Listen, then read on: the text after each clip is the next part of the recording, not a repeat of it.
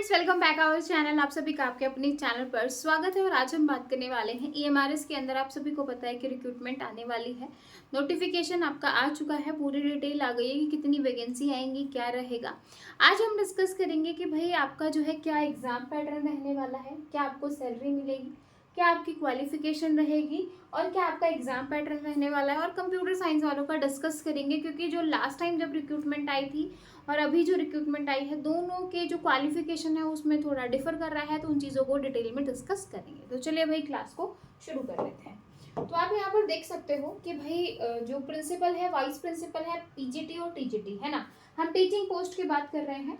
तो यहाँ पे आप सैलरी स्ट्रक्चर देखोगे तो जो प्रिंसिपल है उसका जो सैलरी स्ट्रक्चर है वो 78,800 से लेके 2,92,100 रुपए तक है। ठीक है, तो यानी कि आपको सैलरी जो है वो एक जो 1.5 लाख समथिंग आपको मिलने वाली है, यानी कि सैलरी जो है वो काफ़ी अच्छी रहेगी। ठीक है, उसके बाद क्योंकि सैलरी मैं आप लोगों को इसलिए बता रही हूँ क्योंकि सैलरी देख के ना मोटिवेशन बहुत आता है कि भाई 3 महीने मेहनत कर ले, 2 महीने मेहनत कर ले, 6 महीने मेहनत कर ले, उसके बाद जो है हमारी लाइफ जो है वो कहीं ना कहीं एक स्टेबल हो जाएगी। और जब आप गवर्नमेंट एम्प्लॉय हो जाते हो तो वैसे ही काफ़ी सारी चीज़ें हो जाती हैं, आसपास के लोगों में एक आपकी एक अलग ही इमेज हो जाती है कि हाँ इस बंदे ने कुछ किया है। ठीक है, पीजीटी की बात की जाए तो 47,600 से लेके 1,51,100 तक, यानी कि जो है 65,000 समथिंग जो है आपके यहाँ पे सैलरी रहेगी। सैलरी स्ट्रक्चर काफ़ी अच्छा है, जैसे केवीएस एनवीएस में आपको सैलरी मिलती है वैसे ही आपको यहाँ पे भी सिमिलर जो है सैलरी मिलेगी। सैलरी में आपको ज़्यादा डिफरेंस देखने को नहीं मिलेगा। इसके बाद हम बात करें भाई आपका टीजीटी, यानी कि 44,900 से लेके 1,42,400, तो 60,000 समथिंग जो है आपको यहाँ पे मिलने वाली है। ठीक है, अब जो बच्चे पूछ रहे थे कि मैम जो पेपर है वो सिर्फ इंग्लिश मीडियम में होगा या हिंदी इंग्लिश दोनों में होगा, पेपर हमारा ऑनलाइन होगा ऑफलाइन होगा, कितने घंटे का पेपर होने वाला है, क्या क्या सब्जेक्ट्स आएंगे, सारी चीज़ों को डिस्कस करेंगे। तो देखो मोड ऑफ एग्जामिनेशन की जो आपका मोड है एग्जामिनेशन का आपको यहाँ पे दिखाई भी दे रहा होगा। तो जो मोड ऑफ एग्जामिनेशन है वो आपका सिर्फ सीबीटी ओनली, यानी कि कंप्यूटर बेस्ड ही होगा, यानी कि आपका जो पूरा एग्जाम है वो ऑनलाइन रहने वाला है, ऑफलाइन नहीं होगा। ठीक है, उसके बाद जो है मीडियम क्वेश्चन जो एग्जाम में जो आपके पेपर्स देखने को मिलेंगे कि भाई क्वेश्चन आपको हिंदी में देखने को मिलेंगे, इंग्लिश में मिलेंगे, तो क्वेश्चन आपको जो है आपको दोनों लैंग्वेज यानी कि बोथ हिंदी और इंग्लिश में मिलेंगे। जो मीडियम रहेगा एग्जाम पेपर का वो हिंदी और इंग्लिश दोनों रहेगा। ठीक है, इसके बाद एग्जाम पैटर्न की बात कर लेते हैं कि एग्जाम पैटर्न क्या रहने वाला है। एग्जाम पैटर्न मतलब आपको जो है कैसे जो है एग्जाम में तैयारी करनी है, क्योंकि भाई अब आपको ये तो पता चल गया कि भाई हमारी इतनी सारी वैकेंसी आ रही है, 16-17 हज़ार वैकेंसी आ रही है, तो अब उनकी तैयारी कैसे करनी है, मतलब क्या पैटर्न है, क्योंकि अभी से ही प्रिपरेशन करना पड़ेगा ना, तभी तो आप थोड़ा भीड़ से अलग होगे, कुछ तो आपको अपना अलग करना पड़ेगा ना। तो अब यहाँ पे देखो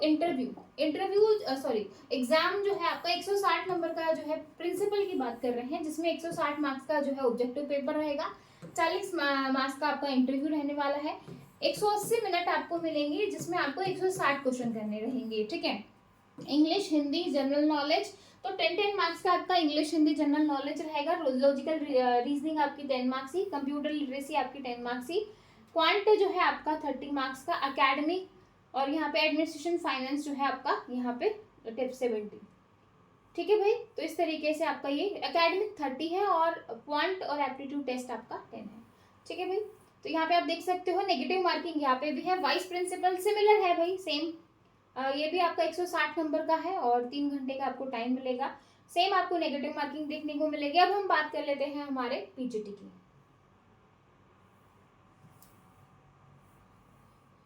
दिखाई दे रहा है भाई, सभी को दिखाई दे रहा है। ये है आपका पीजीटी जिसमें आपका इंटरव्यू भी होगा, मतलब आपको ऑब्जेक्टिव पेपर क्लियर करने के बाद आपको इंटरव्यू फेस करना पड़ेगा। 160 नंबर के क्वेश्चन आएगा पेपर में, 180 मिनट का टाइम मिलेगा, नेगेटिव मार्किंग है। ठीक है, नेगेटिव मार्किंग आपकी 0.2 यानी कि 1/4 रहने वाली है, 0.25, तो 1/4 आपकी नेगेटिव मार्किंग रहने वाली है। अगर मैं यहाँ पे बात करूँ तो इसको ध्यान से समझना, हिंदी इंग्लिश और जो आपका करंट अफेयर वाला पार्ट है वो 10-10 मार्क्स का आएगा, यानी कि 30 नंबर का आपका 10 नंबर की इंग्लिश, 10 नंबर की हिंदी, 10 नंबर का करंट अफेयर। उसके बाद जो है एनालिटिकल रीजनिंग 15 नंबर की आने वाली है और न्यूमेरिकल एबिलिटी जो है वो आपकी 10 मार्क्स की आने वाली है। कंप्यूटर की लिटरेसी यानी कि कंप्यूटर की बात करूँ तो वो आपको 5 मार्क्स का देखने को मिलेगा। ठीक है, इसके साथ ही जो पेडागोगी है वो आपको 20 नंबर की देखने को मिलेगी, जो केवीएस वगैरह में आती है तो वही यहाँ पे आपको 20 मार्क्स की देखने को मिलेगी। तो आप यहाँ पे देख सकते हो 10, 20, 30, 50, 50 और 20, 70, 70 और 10, 80, यानी कि 50% जो है वो आपका ये वाला पार्ट रहेगा और 50% जो है वो आपका सब्जेक्ट स्पेसिफिक रहेगा। आपका जो भी सब्जेक्ट है आप उस सब्जेक्ट्स में मतलब आपको 80 मार्क्स जो है आपको वहाँ पे आएंगे और नेगेटिव मार्किंग रहेगी। तो 160 नंबर का पेपर, 40 नंबर का इंटरव्यू, ठीक है। तो ये पूरा है भाई, ये पूरा है, नेगेटिव मार्किंग रहने वाली है। सेम आपका एग्जाम ऑब्जेक्टिव टाइप 180 मार्क्स यहाँ पे आप देख सकते हो और ड्यूरेशन ऑफ एग्जाम 3 आवर्स और 100, मतलब यहाँ पे जो है आपका इंटरव्यू नहीं है। टीजीटी में आपका इंटरव्यू नहीं है, सिर्फ आपको जो है अपना ऑब्जेक्टिव टाइप जो है पेपर जो है क्लियर करना है, देन आपका जो है वहाँ पे मेरिट आगे हो जाएगा, ठीक है। कट ऑफ आएगी उसके बाद हो जाएगा। इसके बाद यहाँ पे 180 नंबर का आ रहा है, तो 180 मार्क्स में क्या क्या है वो हम यहाँ पे देख लेते हैं, क्योंकि आपका जो है पीजीटी में 160 नंबर का था।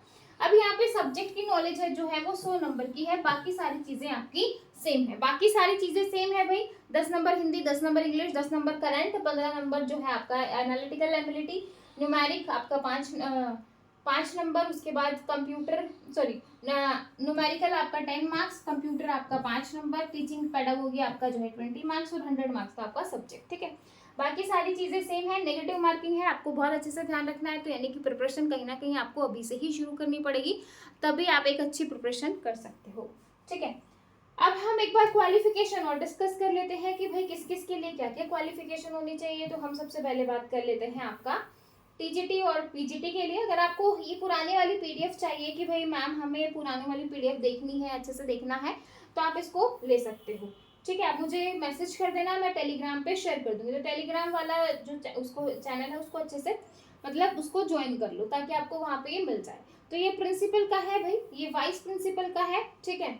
अब हम बात कर लेते हैं पीजीटी। 40 साल की एज लिमिट है और एज रिलैक्सेशन है SC ST एंड अदर पर गवर्नमेंट रूल्स, जैसे ओबीसी वगैरह इन सब की जो रहती है वो, ठीक है।